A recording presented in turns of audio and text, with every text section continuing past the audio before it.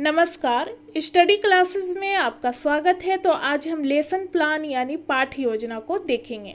आज का जो हमारा विषय है वह है नागरिक शास्त्र यानी सिविक्स, जबकि हमारा टॉपिक यानी प्रकरण जिस पर लेसन प्लान बनाया गया है वह टॉपिक है गांव का प्रशासन।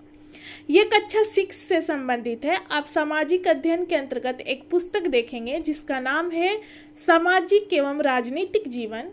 वो पुस्तक सिविक्स के अंतर्गत आता है, जिसमें आप चैप्टर 6 को देखेंगे जिसका नाम है गांव का प्रशासन।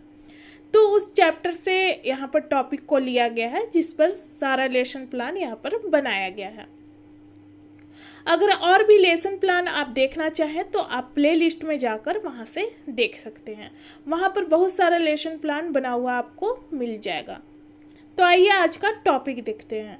आज का जो हमारा टॉपिक है वह है गांव का प्रशासन। लेसन प्लान यानी पाठ योजना जब भी आप बनाना स्टार्ट करें तो अपने रजिस्टर के लेफ्ट पेज से स्टार्ट करें। सबसे पहले लिखिए विद्यालय का नाम, जिस विद्यालय में आपको पढ़ाने के लिए जाना है। फिर अपना नाम लिखिए, फिर आपका रोल नंबर क्या है वो डालें यहाँ पर।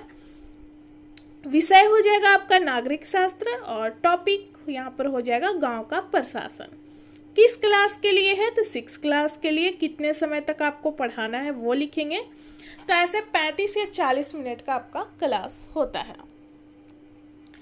किस घंटी में आपको पढ़ाना है तो आप अपने अनुसार लिखेंगे कि किस घंटी में आपको पढ़ाने के लिए मिला है वहाँ पर। फिर उसके बाद दिनांक डेट डालेंगे और सत्र आपका कौन सा चल रहा है वो यहाँ पर डालेंगे।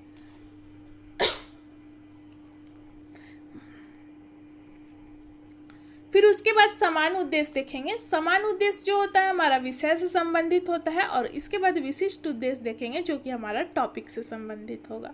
समान उद्देश्य में हम 5 पॉइंट 4 या 5 पॉइंट यहाँ पर डालते हैं, जिसे देखेंगे।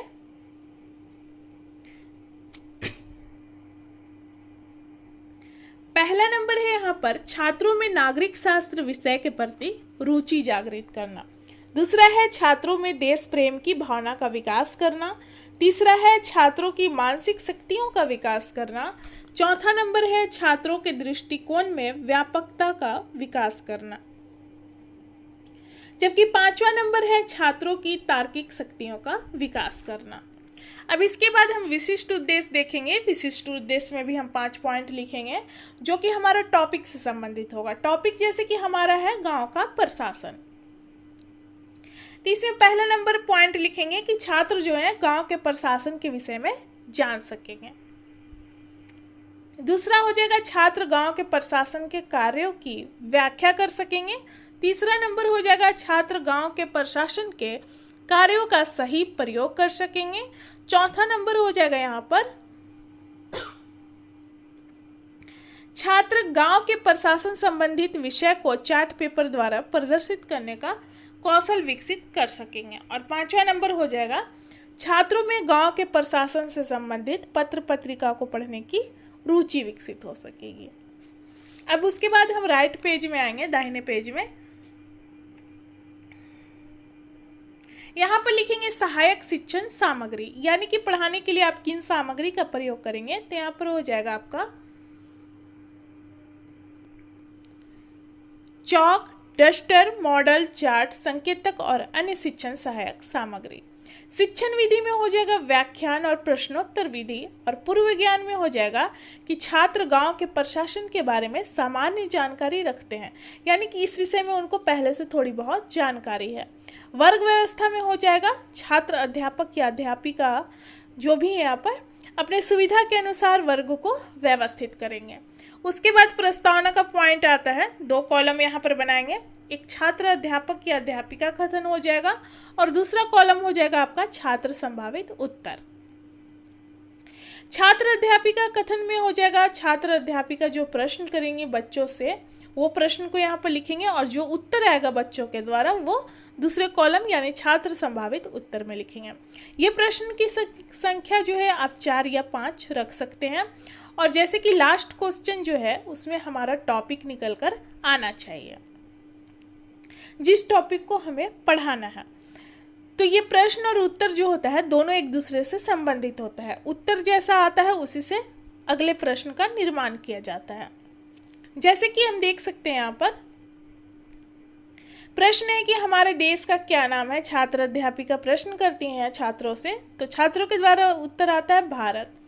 अब दूसरा प्रश्न है उसी से कि भारत की अधिकांश जनसंख्या कहाँ निवास करती है, तो छात्रों के द्वारा यहाँ पर उत्तर आता है गांव में।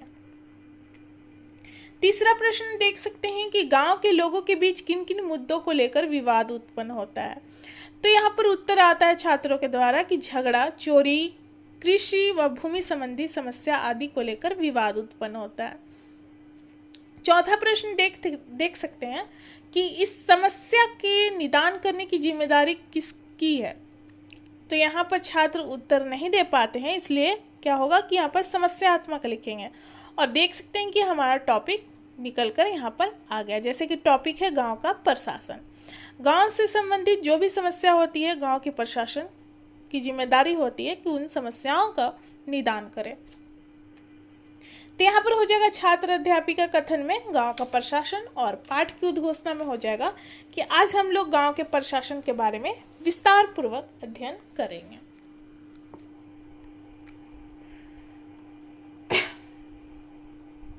उसके बाद हम अगले पेज में आएंगे जो कि प्रस्तुतिकरण के नाम से जाना जाता है। ऊपर प्रस्तुतिकरण लिखेंगे और यहाँ पर 4 कॉलम आप बनाएंगे।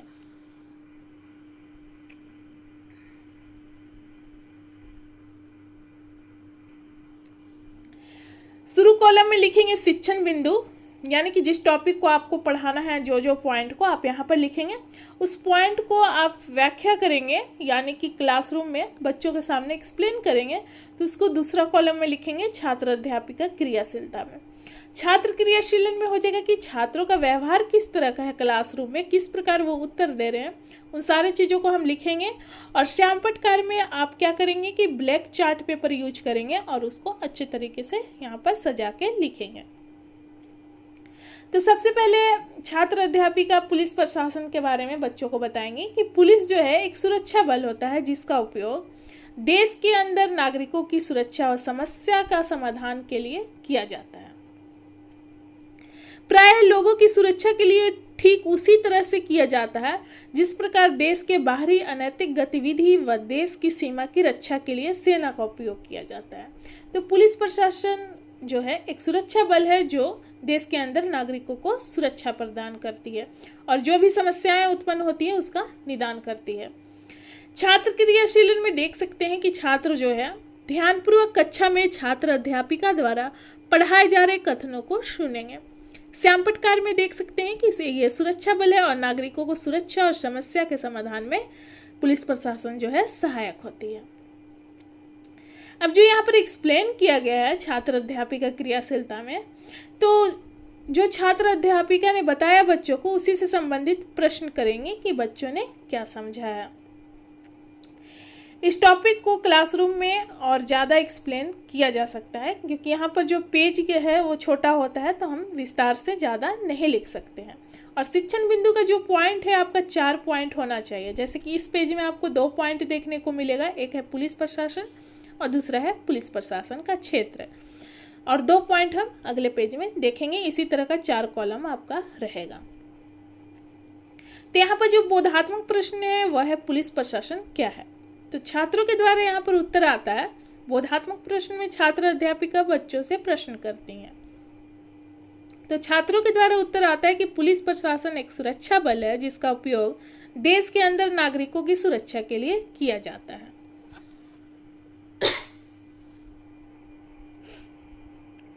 अब दूसरा पॉइंट हम देखेंगे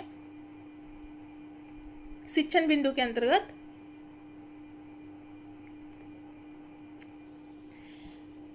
पुलिस थाना का क्षेत्र, तो हर पुलिस थाने का एक कार्य क्षेत्र होता है जो उसके नियंत्रण में रहता है। लोग उस क्षेत्र में हुई चोरी, जैसे कि चोरी, झगड़े, मारपीट, दुर्घटना आदि की रिपोर्ट उस थाने में लिखवाते हैं।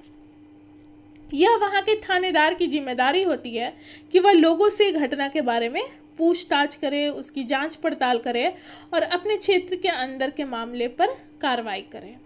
किसी भी समस्या के निदान में पुलिस थाना अपनी महत्वपूर्ण जिम्मेदारी निभाती है। अब जो यहाँ पर एक्सप्लेन किया गया छात्र अध्यापिका द्वारा, उसी से संबंधित वो प्रश्न करती हैं बच्चों से कि लोग किस चीज़ की रिपोर्ट थाने में लिखवाते हैं। तो छात्रों के द्वारा उत्तर आता है चोरी, झगड़ा, मारपीट, दुर्घटना आदि की रिपोर्ट थाने में लिखवाते हैं लोग। श्याम पटकार में देख सकते हैं कि जो क्षेत्र है किसी एक कार्य क्षेत्र में नियंत्रण रहता है पुलिस प्रशासन का, और उस क्षेत्र में जो भी घटनाएं होती है उसका समाधान पुलिस प्रशासन करती है। अब अगले पेज में हम आएंगे, यहाँ पर विचार कॉलम आप बनाएंगे, और तीसरा शिक्षण बिंदु जो हो जाएगा हमारा वह है पुलिस का कार्य, और चौथा शिक्षण बिंदु जो रहेगा वह है पटवारी के बारे में हम देखेंगे। पटवारी किसे कहा जाता है, क्या काम है उसका। सबसे पहले हम देखते हैं पुलिस का कार्य क्या है। कानून व्यवस्था को बनाए रखना, जनता की सुरक्षा प्रदान करना, अपराध को रोकना, अपराध की जांच करना व अपराधी को गिरफ्तार करना, किसी व्यक्ति की जान माल और आज़ादी की रक्षा करना, किसी भी व्यक्ति की देश में शांति व्यवस्था को बनाए रखना। छात्र क्रियाशीलन में देख सकते हैं कि छात्र जो है कक्षा में अनुशासन बनाए रखेंगे। अब जो यहाँ पर छात्र अध्यापिका बताई हैं दूसरे कॉलम में, उसी से संबंधित छात्रों से प्रश्न करेंगे। जैसे कि प्रश्न है बोधात्मक प्रश्न में देख सकते हैं कि पुलिस प्रशासन के 2 कार्य बताएं। तो यहाँ पर छात्रों के द्वारा उत्तर आता है जनता को सुरक्षा प्रदान करना, कानून व्यवस्था को बनाए रखना। श्याम पटकार में देख सकते हैं जो कार्य है वह है अपराध को रोकना, कानून व्यवस्था को बनाए रखना, जनता को सुरक्षा प्रदान करना। अब चौथा शिक्षण बिंदु हम देखेंगे पटवारी का कार्य। जमीन को नापना और उसका रिकॉर्ड रखना पटवारी का काम होता है। अलग अलग राज्य में इसे अलग अलग नाम से जाना जाता है, जैसे कि कहीं पर पटवारी, लेखपाल, कर्मचारी, तो कहीं पर ग्रामीण अधिकारी, और कहीं पर इसे कानूनगो के नाम से भी जाना जाता है।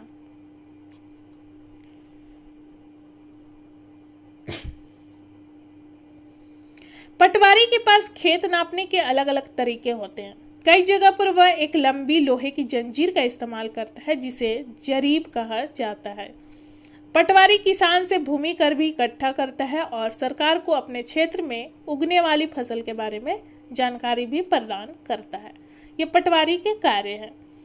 अब इसी से संबंधित एक्सप्लेन करने के बाद छात्र अध्यापिका बच्चों से प्रश्न करती हैं कि पटवारी का क्या कार्य है। तो छात्रों के द्वारा उत्तर आता है जमीन नापना और उसकी रिकॉर्ड को रखना।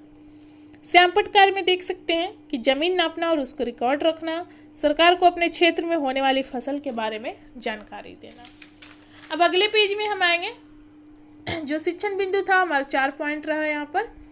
जैसे कि पहला हम पॉइंट देखें शिक्षण बिंदु के अंतर्गत पुलिस प्रशासन, दूसरा था पुलिस थाना का क्षेत्र, तीसरा हम देखें पुलिस का कार्य क्या है, और चौथा देखें पटवारी का कार्य क्या है। अब ये सारे प्रस्तुतिकरण के अंतर्गत आता है। अब उसके बाद जो पढ़ाया गया है उसके बाद मूल्यांकन किया जाता है, जो कि अगले पेज में हम देखेंगे।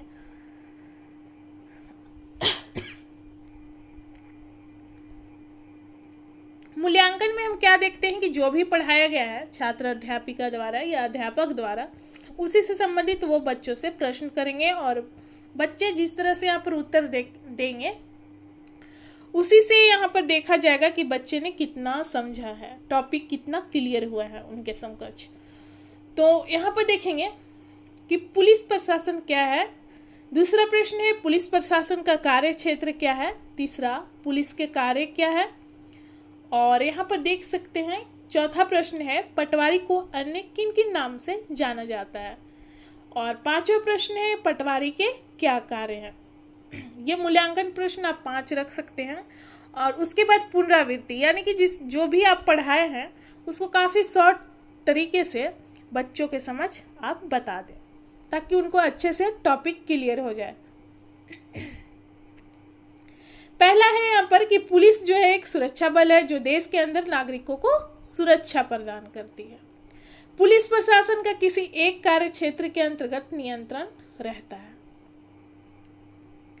पटवारी को अन्य नाम से भी जाना जाता है, लेखपाल, कर्मचारी, ग्रामीण अधिकारी, कानूनगो आदि। पटवारी का मुख्य कार्य जमीन नापना और उसका रिकॉर्ड रखना होता है। उसके बाद हम देखेंगे गृह कार्य। बच्चों को होमवर्क दे दिया जाता है। 2 प्रश्न आप यहाँ पर रख सकते हैं, जैसे कि पुलिस प्रशासन क्या है और दूसरा प्रश्न है पुलिस के मुख्य कार्य क्या है। तो ये जो लेसन प्लान था सिविक्स के अंतर्गत आएगा आपका, जो कि आपको सामाजिक अध्ययन के अंतर्गत पुस्तक में देखने को मिलेगा ये चैप्टर।